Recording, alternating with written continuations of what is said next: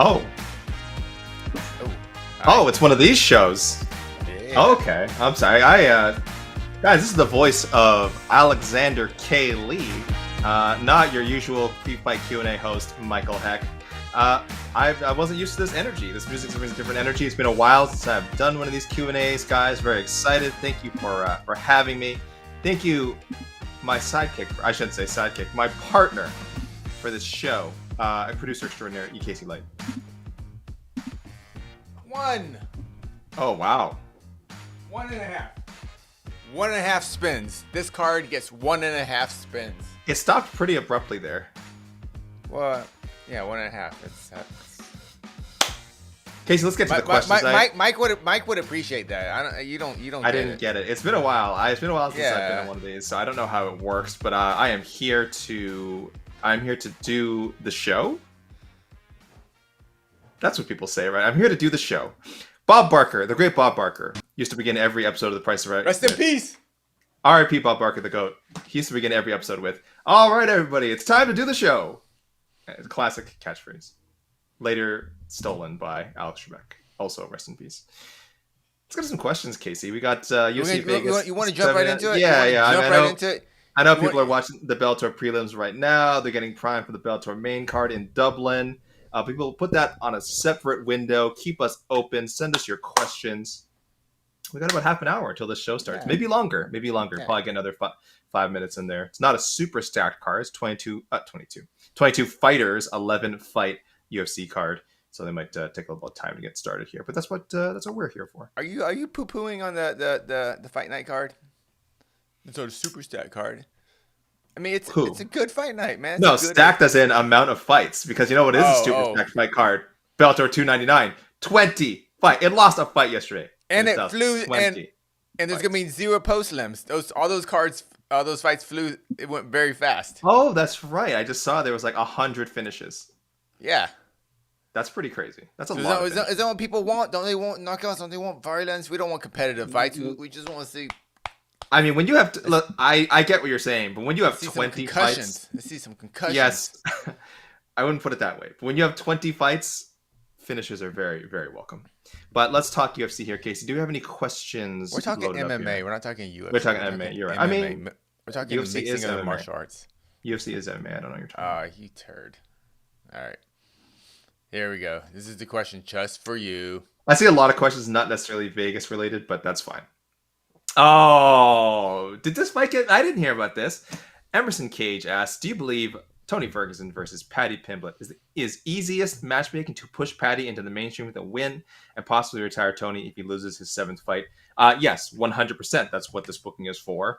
That's what it should be for. If you're going to keep someone like Tony Ferguson around, it should be for either cool legacy fights. I don't know what there is for him at the moment. He's kind of fought the best of the best. We would all love to see him fight Khabib. That's not going to happen. He's not going to fight Islam anytime soon.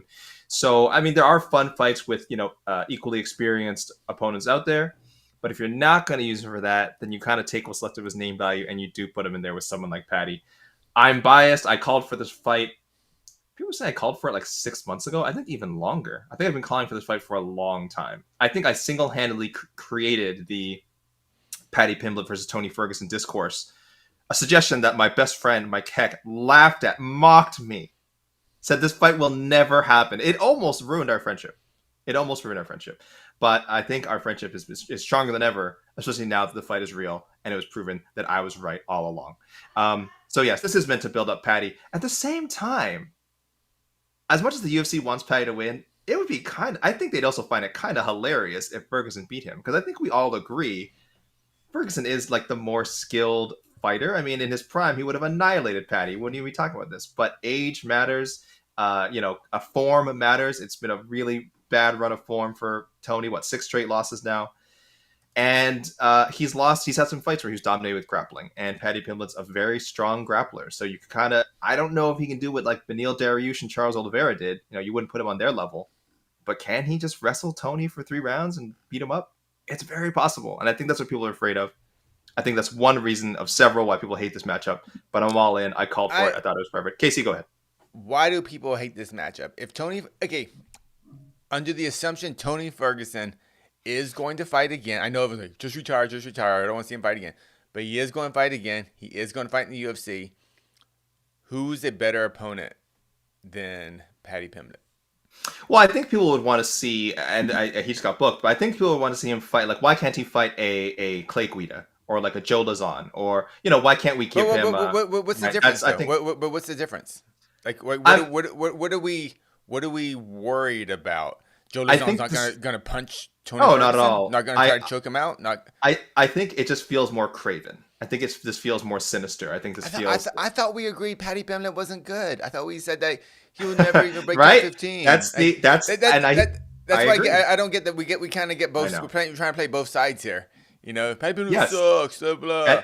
Oh, you can't. He'll destroy Tony Ferguson. Yeah. He'll destroy him. Oh, poor Tony. He'll hurt him so bad. But Paddy Pimblett sucks. So I don't get it.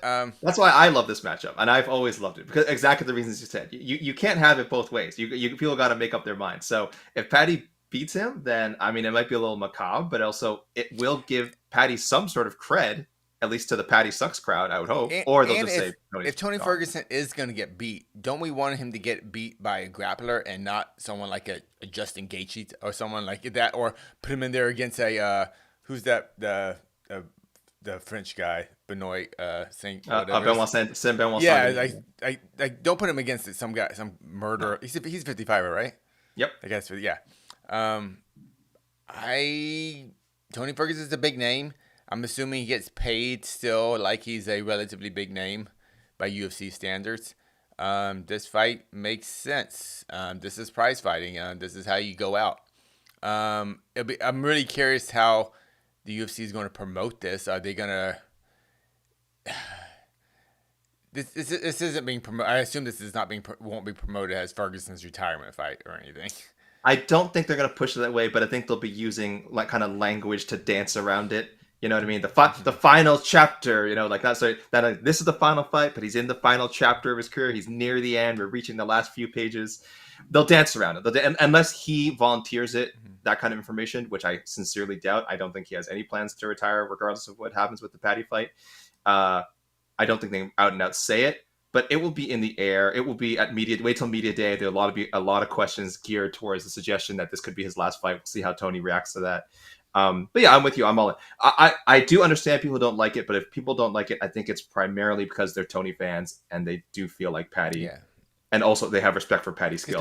People just have this memory of Tony and they don't want it. I feel it's a very selfish fan thing right now where we're just like, I just have this memory of Tony. I don't want it ruined, But yeah. Hey, Tony Ferguson is his own person, And but if you look at Tony Ferguson's his last 6 losses, mm-hmm. I mean, honestly, Paddy Pimblett makes sense.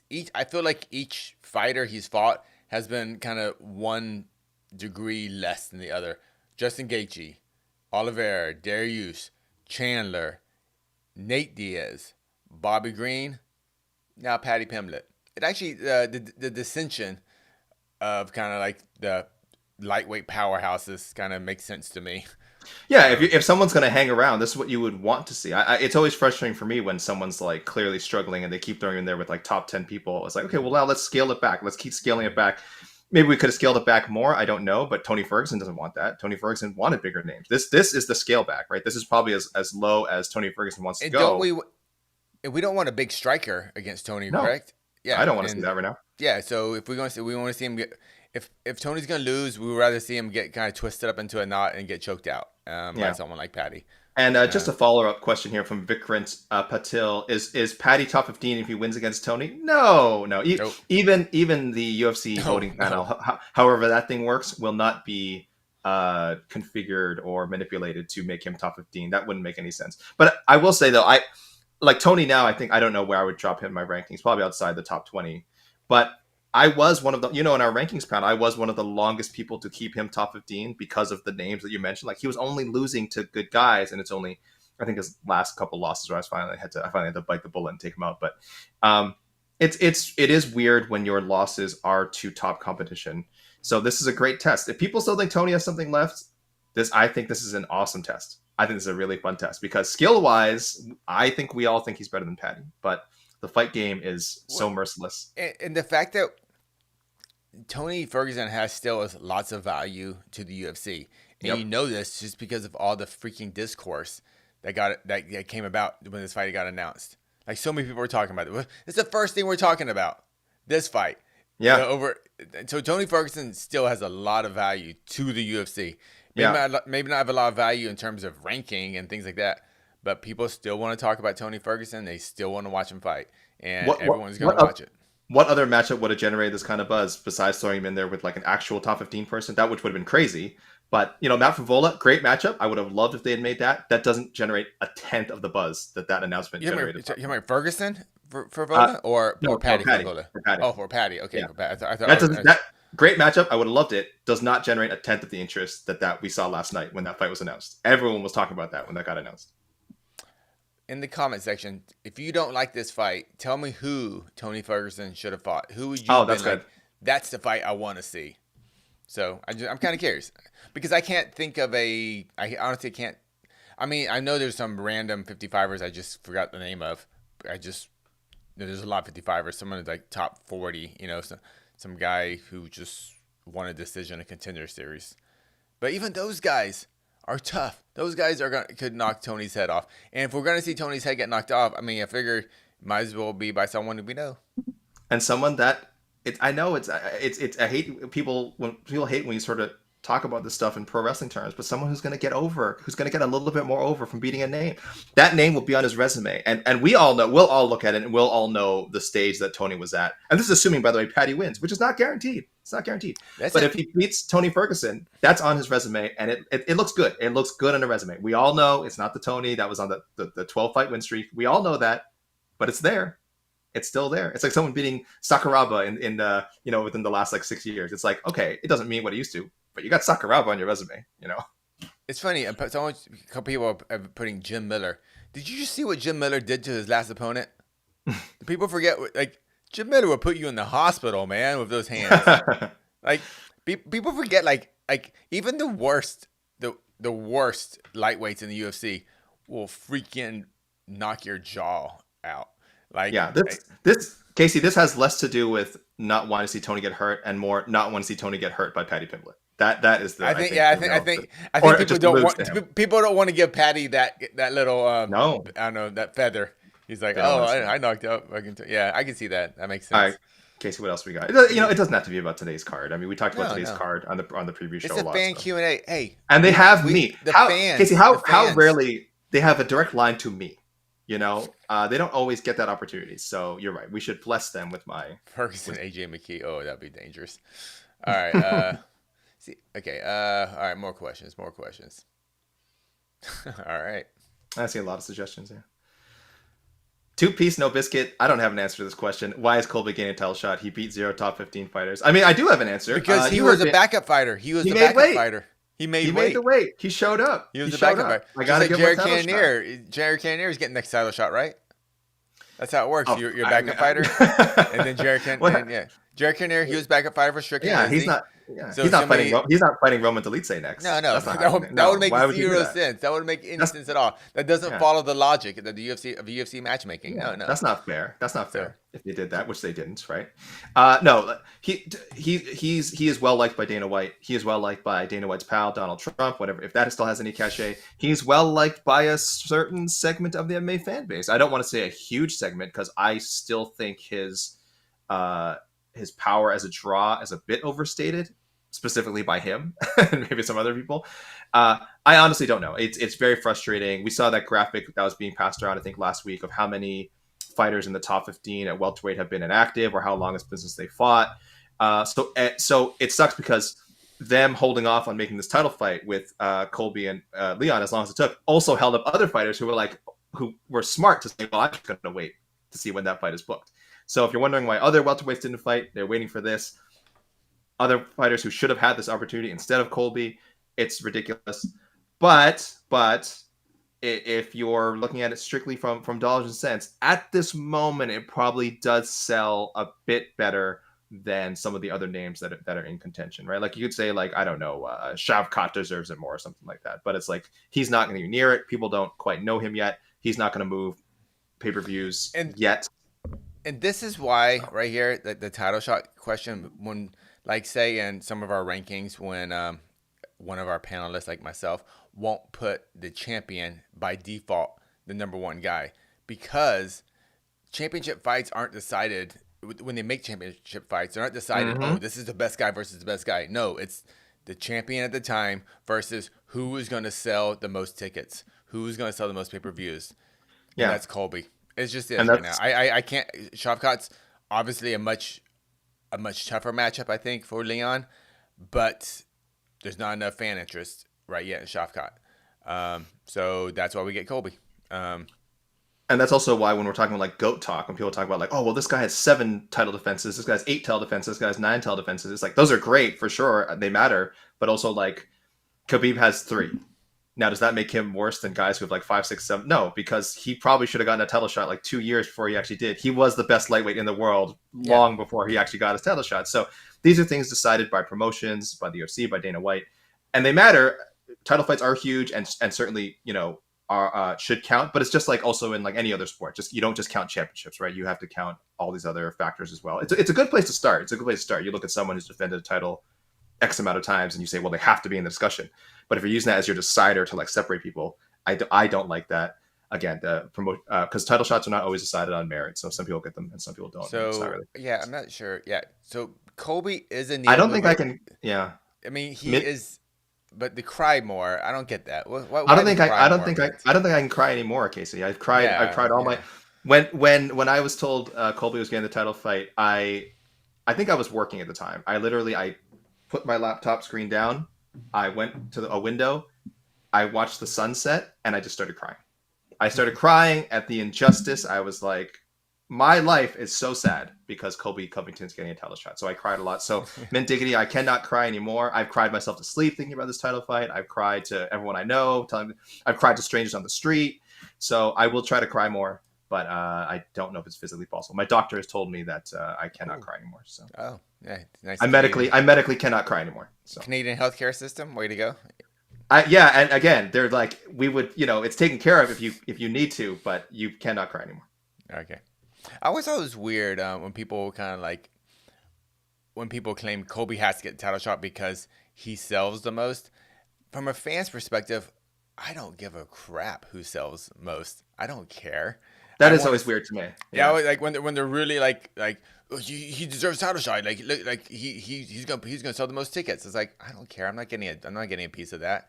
Dana White's and those suits at TKO, they're the only ones that care about that, and it's actually the most important thing for them too. It's just also it's weird when people try to really push that route. Yeah, like, we have a Bellator question, Casey. I want to read this out from Arthur. You guys are based like always. I think that's a good thing, Casey. The kids say based, someone's based. It's like supposed to be good. You guys are based like always. Will Eblin surpass the UFC middleweight champ in pound for pound tonight? Well, Casey, in your middleweight rankings, you already have Johnny Eblin number 1. Cannot go any higher. Pound for pound, I would assume he's also a bit higher as well. I think you just removed. Where did you put Izzy and Strickland after that fight? You dropped them. Yeah. You dropped Izzy a lot, right? Yeah, I think I did Izzy too. a lot. Yeah. I honestly put Strickland in. I care very little about pound for pound. I don't think pound for pound is real. You can't say you're a panelist. You're a licensed panelist. I've asked to be out of the pound for pound, but like if you have several times. If you do divisional rankings, you got to do pound for pound. I'm like, all right, I don't like pound for pound because I don't think it's real. But this is true. I could inside baseball. Casey has said, I don't want to do this anymore, and we said, no, you have to. Yeah. you're licensed in the state of California to be a panelist. It is your duty to be. But yes. You have after like the first 2 or 3 in pound for pound, it's just the best. I don't really care. But in divisional rankings, though, I do have Eblin has the best middleweight right now in the world, and I expect him to look great tonight against Mr. Edwards. But Mr. Fabian Edwards is a tough out, and actually I don't know how good he is, to be honest, because he put a whooping on one of my favorite fighters ever, Mr. Mousasi. But I understand Mr. Mousasi is kind of entering that Tony Ferguson era of his career too, where like he should at least fought for a UFC belt at some point. It just didn't happen, and time has caught up to Mr. Mousasi. So I kind of feel like that. I'm not sure if when Edwards beat him, is that like just a way past your prime Mousasi or slightly past the prime Mousasi? Because I also give Johnny Eblin lots of credit for the whooping he put up on Mousasi too. I think maybe a year and a half before that. So right now, Eblen's already there. Yeah, this is a very important fight for Upland, I think, as well. I think he has to look good. I think if he edges by, I think it's gonna. No, yeah, in I don't terms know, of raise a ranking, few. like in the Yeah. bigger picture, yeah, he needs to style on Edwards tonight. All Having right, Keith, Evan what number else we one got? is actually Oh, pathetic. I was about to leave this person. I don't want Wow, to. look at I this don't want guy. to. You know, I'm throwing these trolls up here. Yeah, I'm still gonna mute I him. See wonder ya. why. Why would it be pathetic? Why? Because he fights in a Because cage of he fights in a cage that's rounded instead of 8 sides. Is that why it's because pathetic? Tell me. UFC, bro. He's not UFC. He doesn't fight Yeah. UFC, bro. All right, yeah. Dude, You're such a casual. Did Evelyn Casey, even you're go in such the a casual. contender series? Jeez, Has he, Evelyn, has he he, didn't even win tough. has he been to the toughest tournament in sports, the Yeah, Ultimate Fighter? All right, so let's get this guy out of here. This guy. I can't deal with these truth bombs that that's Here we go. Let's have some blew fun. my world. Michael wants to know what is your low key banger for UFC for the UFC event tonight? Casey and AK, what is up? We kind of talked about this yesterday. I just said I'm super intrigued. It's not a banger. I think the low key banger should be Tim Means and Andre Fialho. I feel like that's on this card. Agreed. No, Agreed. Okay. Agreed. But I am so intrigued by Mo Usman and Jay Collier, and I won't repeat my whole spiel that I did in the previous show. But like, I don't know if Mo Usman is good. Every time I look at him, every time I read about him, I've interviewed him. I'm like, this guy. I feel like he has the potential. I think I'm dazzled by the name, by the physique, by some of the highlights. But if anyone's watched 3 or 4 fights of his career, it just kind of always feels like there's something missing. And he looked great in his Ultimate Fighter winning fight. I did not predict him to knock out Zach Paga. That shocked me. And then he looked okay against, I think it was Justin Jr. One of the Taffa brothers, Justin Taffa, I believe. And he won. He won the fight. He won decision. But it wasn't like inspiring to me. So we'll see. He's supposed to run through Jake Collier. We'll see. But that's when I got my Casey, you got another one besides Means and Fialho? Means and Fialho is that's not low key banger. I think that's more just guaranteed stitches. You know, someone's gonna go. Someone's gonna have a bad headache in the morning type of fight. But the fight I'm actually looking most forward to, I've mentioned it before already, but the return of Mizuki Inoue. I've been a big fan of Mizuki ever since I met her and watched her fight up close in Invicta years ago. She's now 29 years old. She's hitting her prime. She's been out for like 2 years, I think, with hand injuries and it's just a bunch of injuries. She was training with Ray Longo and Aljamain Sterling for a couple years, but now she's back in Japan. I just think she's just a fantastic striker. And I still think that she's a top 10 strawweight. She's gonna get her feet wet tonight, and I think this is a good matchup against Hannah Goldie, and I expect Mizuki to look great tonight, and I'm excited to see what's coming from her. Yeah, and I like that she's taken so much time off. I know one of the injuries she had to deal with was an ACL injury, which is never anything to mess around with. Yeah. And sometimes you'll see fighters and athletes come back for those, and it's fine if they can. It's great, but if you have the luxury of time, and I know she had other injuries she was dealing with, but ACL was a big one. If you have the luxury of time, and you're still, like I said, she's only 29 years old, you're still in the prime of your fighting career. This could be really good for her in the long run. I like the matchmaking they gave her Hannah Goldie, a tough fighter for sure, but someone that I think skill-wise Mizuki should be able to get by. Yep. So second fight of the night, we'll get a real good gauge on where Mizuki's going to go, I think. Yeah, and someone asked, is she related to Naoya? What's her brother's name? It's something like, is it not him? Yeah, I think is that the brother's name? Yeah. Well, she has a brother. He fought in the UFC. He's a super good flyweight. He fights on Ryzen right now. Yes, I believe it is. I can't remember his name right now. No, I think we're getting confused with someone else. Sorry, guys. Not Naoya Inoue. That's the boxer. Yeah, not the boxer. I'm Monster. sorry. I knew his name yesterday when it came up. Yeah, I know. I said his name yesterday. Now furious with myself. All right. Oh, I'll come up with it. We'll get it right, guys. Sorry, you're hearing some typing, which means I am cheating right now and Googling. Who is her brother? People put it in the comments. You're smarter than us. Put it in the comments. It's not Naoya Inoue. That is the boxing. Last Stand 001. Who has more to lose in a loss? Fiziev. Oh, okay. Not two guys fighting each other. Fiziev or Bryce Mitchell. Oh no, her brother is Naoki. That's it. Naoki. Thank you. Yeah, Thank you. that's why I could be when I was Noya. I was like, no, that's not Yeah, I right. was like, is Naoki. it? I'm like, no, I know because I know the name. Naoki. Naoki. Yeah, Naoki. Who has more to lose than loss? Rafael Fiziev or Bryce Mitchell? Man, that's tough because I talked a lot about the possibility of Mitchell and Ige losing on the preview show and what this could mean to them. And I said it's a pretty important fight for both guys. I'll say I actually do think it's Bryce. I think it's Bryce. I think Bryce too. I think it's Bryce. Now, Fiziev is closer to a top 5 spot. He is closer to a title shot. So it does feel like he should, if he loses this, it might bump him back pretty far. It'll be his second consecutive loss. It'll also be like, well, he couldn't beat Gaethje, nothing wrong with that. He couldn't beat Gamrot, nothing wrong with that. But it does make you ask, well, maybe he's just not a top 5 guy. So there's I think there is a lot on the line for Fiziev there. But with Bryce, and we're talking, it's actually a really good question because we're talking about the 2 deepest divisions in MMA, I think. 155 and 135. Throw 145 in there if you want, of course. So all 3 of those divisions are absolutely insane. But Bryce, there was some doubts after the Topuria fight. He got beaten pretty badly. He said he had the flu, whatever other reasons you want to put out there. But the fact is he got beaten pretty badly. Dan Ige is a really tough out, but not a guy that a lot of fans think of as someone who will fight for the title someday. He could, but it just feels like he's had chances to beat other top guys and just fallen short. So great UFC record. Unfortunately, Dan Ige is that guy you have to beat if you want to fight for the title. He feels like a gatekeeper. The highest level gatekeeper. Yeah, very high level gatekeeper. But it feels like he feels like gatekeeper. And if Bryce Mitchell can't get past that gate at this point in his career, there's still plenty of time for him to grow.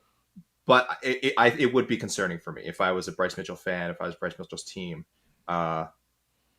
if he would ever be able to get past a test better than Ige. So super risky fight for Mr. Mitchell, considering he got his butt whooped by Ilia Topuria, which is fine. Ilia Topuria has clearly earned that title shot. But you wonder, is it good to go back in the cage of basically someone just maybe 1 degree below Ilia with Dan Ige?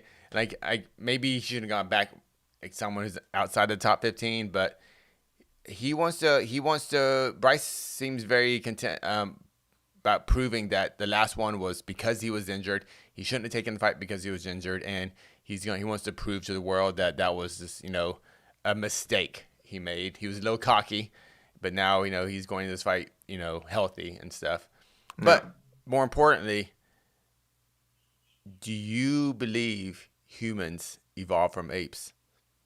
I'm a man of science, so that certainly is something I believe. I don't know if I'd want to have that conversation with Bryce Mitchell. That's clearly a trigger. Even when he's Satan the one is lying to you. Oh my Satan is lying. Even when he's the one who brings it up, and it was like baiting for an answer, he sounded so outraged when I saw people asking about the Bisping Bryce Mitchell interview. Austin Jones, he wants to know, did you see Mitchell going crazy talking about flat Earth, gravity not existing, etc. on the Michael Bisping podcast? Yeah, I watched the clips that were floating around. I didn't watch the show itself. It was what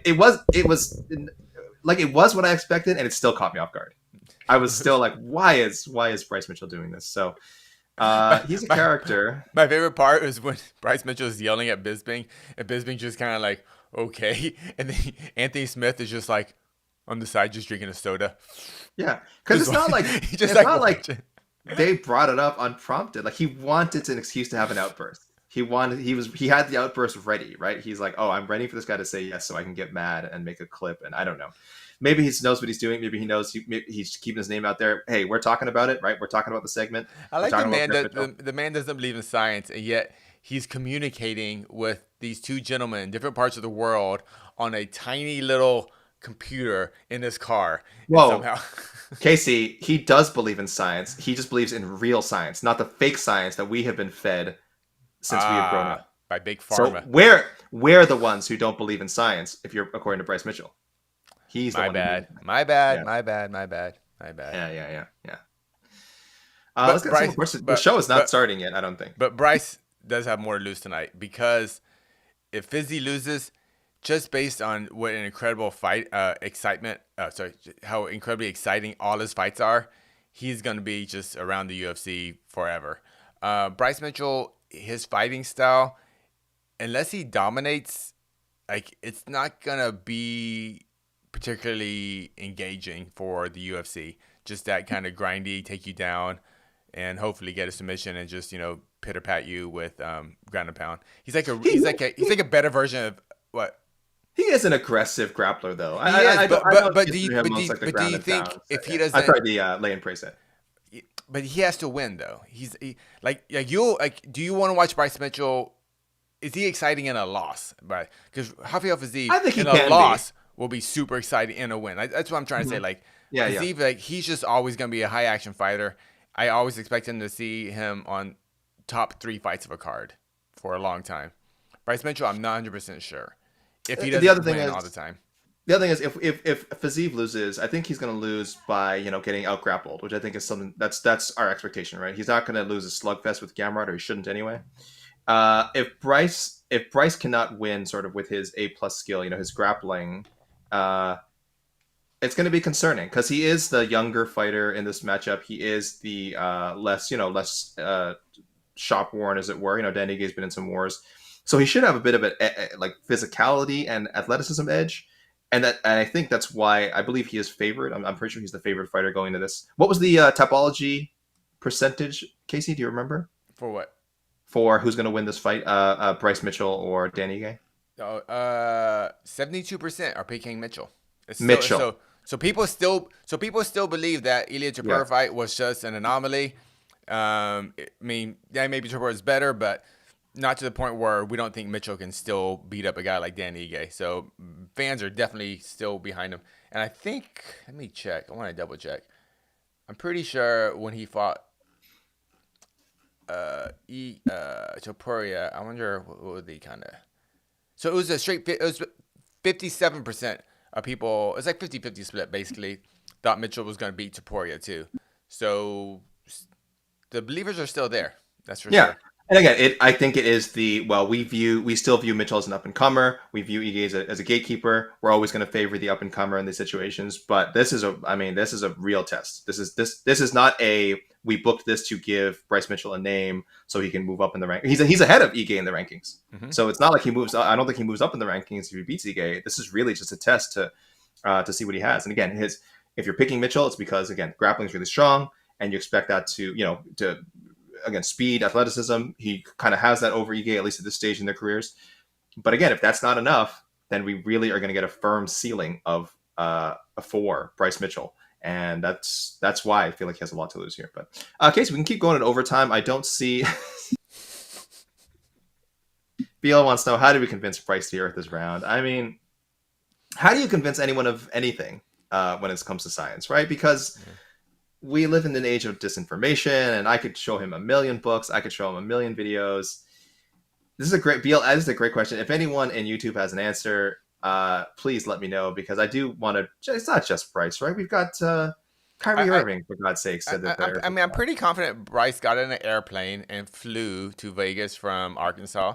Maybe before the plane takes off, ask the stewardess, "Hey, can I speak to the pilot?"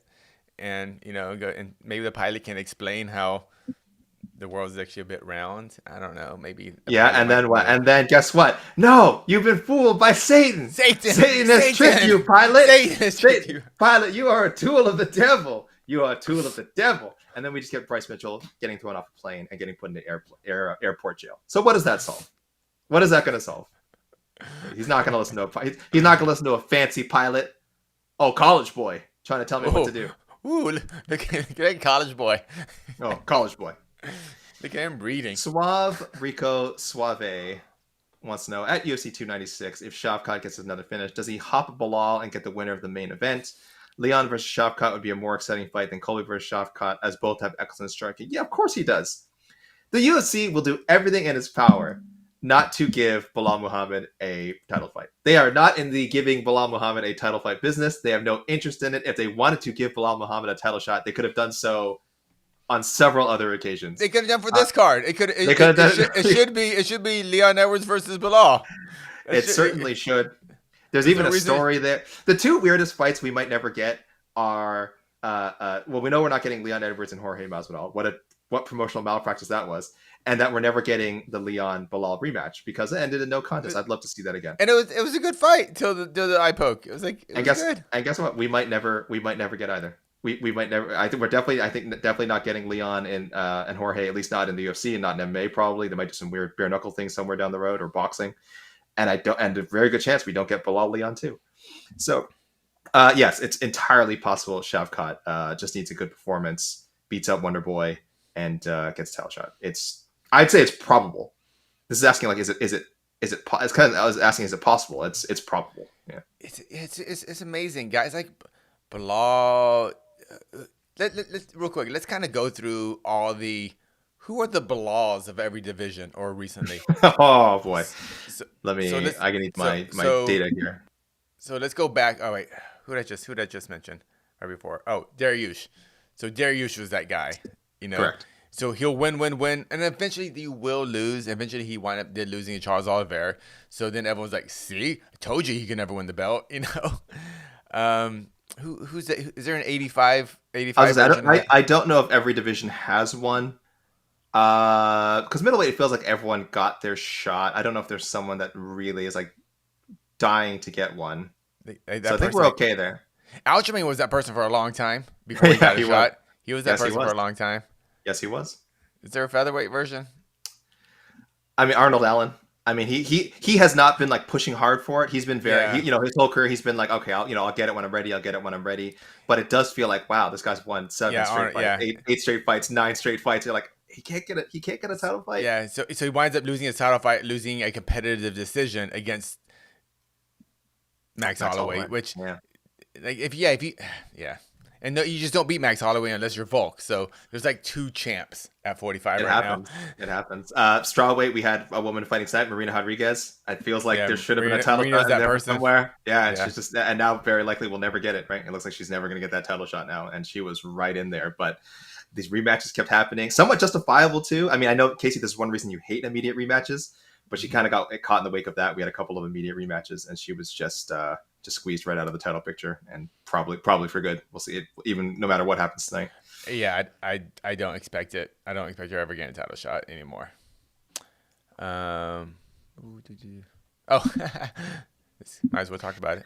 Aries Vader, what's up, my friend? What does a win? Hold on. Sorry. Whoa. What does a win for Marina Rodriguez? I had so many. Give her other than her win bonus. Seems like a fight with no real reward. Aries, that's all that really matters. That's at this stage of her career, she's fighting for fun. She's fighting to get paid. That is winning. She's fighting not to hopefully not be on the receiving end of a beatdown. That is the reward. What's Tony Ferguson fighting for at this stage of career? He likes it. He likes to train. He likes staying active. He likes getting paid. He probably gets a good amount of money. It doesn't move her up the rankings. It doesn't. It's just someone she already beat 3 fights ago. I mean, it's a couple of years ago now, I guess, but still was 3 fights ago. It wasn't like it was a good fight. It wasn't a one-sided beatdown. It's not like she just destroyed Michelle Waterson. It was a clear, decisive victory, but she didn't destroy Michelle Waterson. Waterson certainly had her moments in that fight as well, and won at least one round, definitively, maybe a couple of rounds. So, yeah, go ahead. What's interesting about Marina Rodriguez too, we kind of say she's so far away from a title shot, but yet in 2021 and 2022, she beat Mackenzie Dern. She beat Yan Xiaonan, 2 women who I think are going to be fighting for the strawweight title this year. I know. We kind of talk about it as like she's like, oh news, but clearly like she's top 5 talent. She's just not. She can't. The timing's been off on her. The timing's been off. That's one thing I will say about Dana. He says a lot of BS and a lot of stupid crap, but when he does say timing matters in this sport, that is 100% true. Yeah. Timing matters so much. Again, look, we might get Sean Strickland and Izzy too, and we shouldn't. But there's going to be several middleweight contenders out there who are going to be, I think, a little annoyed that they're not getting a shot at Strickland, right? Because they're doing a rematch, and it's not their fault. It's just right. Jared Cannonier should be getting another shot at Sean Strickland, right? He beat him. He beat him. Close fight, but he beat him. And I would pick Cannonier over Strickland. But I guess as would I. But guess what? The timing didn't work out. It looks like they probably want to wait for. They probably want to wait for Izzy. The timing's fine. Well, I guess the timing. I think so. The timing of Cannonier's popularity, maybe, I don't know. But he's fighting some 11th ranked guy named Roman Dolidze, I guess. Yeah, Odd. it's not a meritocracy. It's not a meritocracy, guys. Where are? I should. I'm sorry, guys. I've not been watching. Oh, we are still. I see people talking at a desk. So, Casey, we could still keep going, man. We do not Yeah. have a fight yet. No on-screen timer from the UFC yet to let us know when the show's starting. I would assume probably about 5 minutes. Will probably be quarter past, but I will let you guys know. Iris missed the beginning of the stream. Casey, wow, I really need to start watching these Q&As again. Casey, how many times did you spin your chair?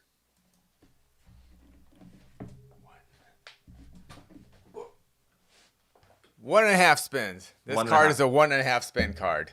I'm Casey, giving half points. I guess I haven't been keeping up with this gimmick. I need a Gimmick? like Excuse me? one and a rating me? system. We all have our own rating system now. I guess that's the thing to do. 1.5 out of what?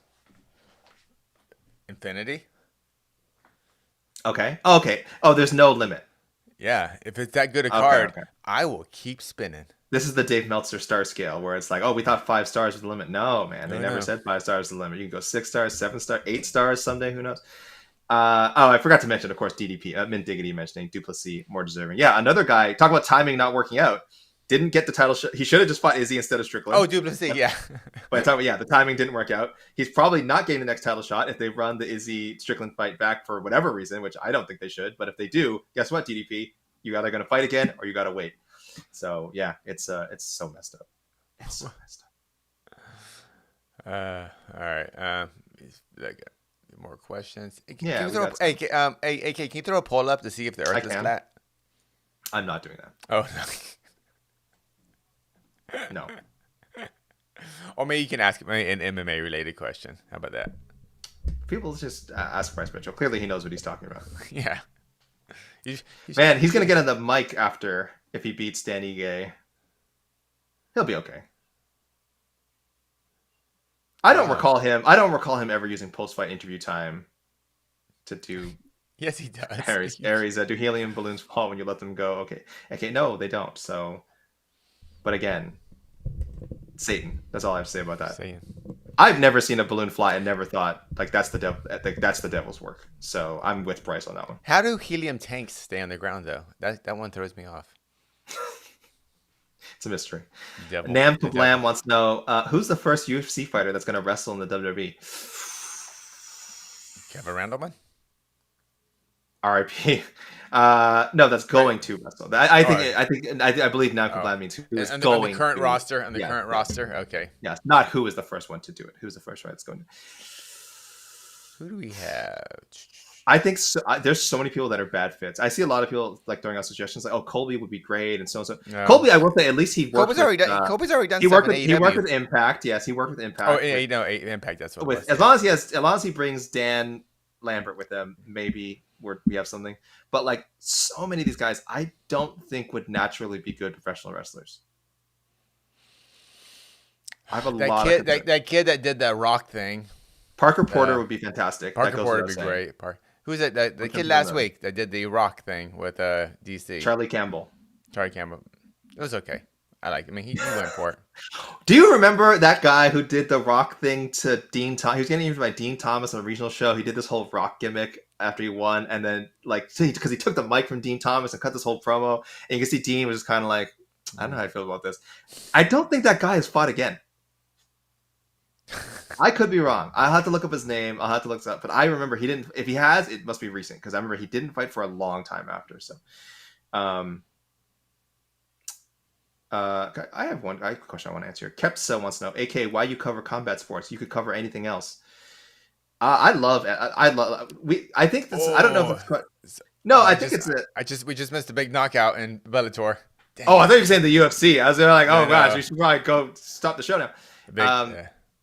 I think we complain sometimes because I think we show some fatigue in our coverage when we're doing 48 events a year and blah blah, and sometimes we seem a little tired. But I love watching MMA still. My favorite parts are still the fight nights. Even cards of this, even when it's like, oh, I have to sit down to watch a 6-7 hour card where maybe the stakes aren't that high and it's not super high in star power.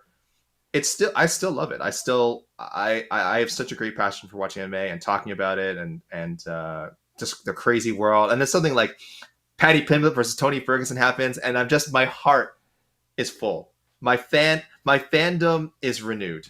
My faith in what combat sports is all about is renewed. So I that is, I guess that's why I cover combat sports. Would I ever branch out to something else someday? Sure. I've always said I'd love to cover pro wrestling, pop culture in general. Love talking movies, TV, all that stuff. And now I'm a football expert, Casey. I don't know if you heard about that. I now know everything there's to know about association and international football.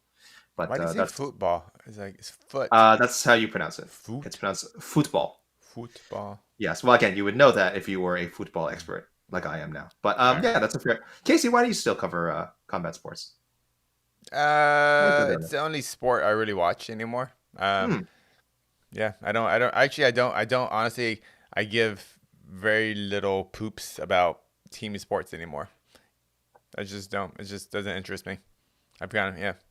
Ever since I kind of moved away from my hometown of Houston, Texas, like I just never kind of got into the LA teams. I mean, it was cool. It was cool. Dodgers won the World Series. I think the Lakers won. I don't know.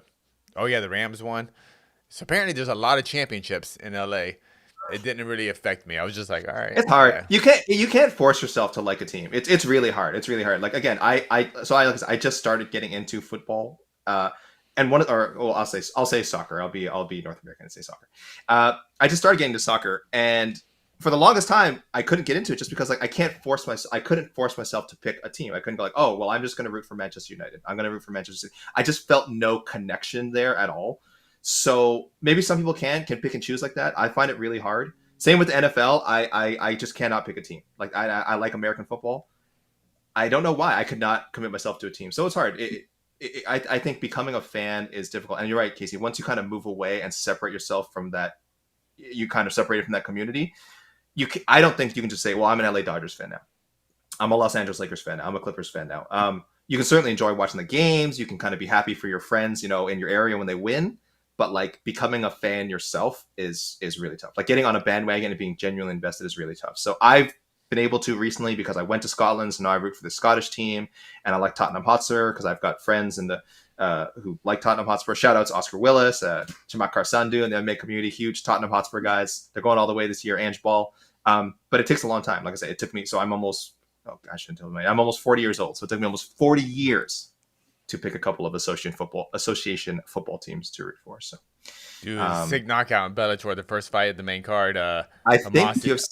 Hamasi got front kicked, like right, boom, right into the chin. Oh like, no! Who did he fight? cold. Who did he fight? I don't even know who he's fought. Levin, Chuck, Oh, Chukashvili. Chukuli, yeah. Yeah. And We have our first fight happening now. Okay, so we'll sign up Casey, Tamiris Vidal and Montserrat Rendon, not to be confused with Montserrat Ruiz, which is what I did. But we can. Any last question, Casey? We'll squeeze it. last question, man. Any last question? Let me see. Nothing. Someone. I'll pull one. Lot of dog of the year type stuff. Yeah. I know we know. I think we're good. I will say Nivathan Kugananta. I'll end with this. Then asked AK where did you take Jed for fried chicken in Toronto? Hot Star Fried Chicken. Delicious Taiwanese fried chicken. I took him to the one at Pacific Mall, but it is a chain. There are several in the GTA. So if you're in Toronto, find your nearest Hot Star Fried Chicken. It is the best. I have not had it in months because I'm trying to cut down on, I don't know, things in general, meat, I guess. But I love it and I will have it. Now that I mentioned it, I will have it sooner rather than later. But yes, we have our first bite. Let's give our picks for the main card. Oh gosh, okay, quickly. We're fighting picks. Sorry, I gotta look at our channel here. All right. Casey, the first fight of the Ricardo Ramos and Charles Jourdain. I'm going Ramos by decision. I'm going Ramos submission round 3. I'm calling it a late sub, one of the rarest finishes in MMA. Brian Battle and AJ Fletcher. I still like Brian Battle's power, so I'm going to give him. I'm going second round knockout. Ooh, we're on the same page. Could be twinsies here on this pick. Yes, Battle second round KO/TKO. Marina Rodriguez and Michelle Waterson Gomez 2. Marina Rodriguez by pretty dominant 30-27. I agree. I think it'll be more competitive than that. I'll go 29-28, but yes, I think we're both saying Marina Rodriguez decision. Clear winner. Clear winner. Dan Ige, Bryce Mitchell, a genuine co-main event. 2 ranked featherweights. Dan Ige, decision. Dan Ige decision. I agree. And of course, the main event. Rafael, Fiziev, Mateusz, Gamrot.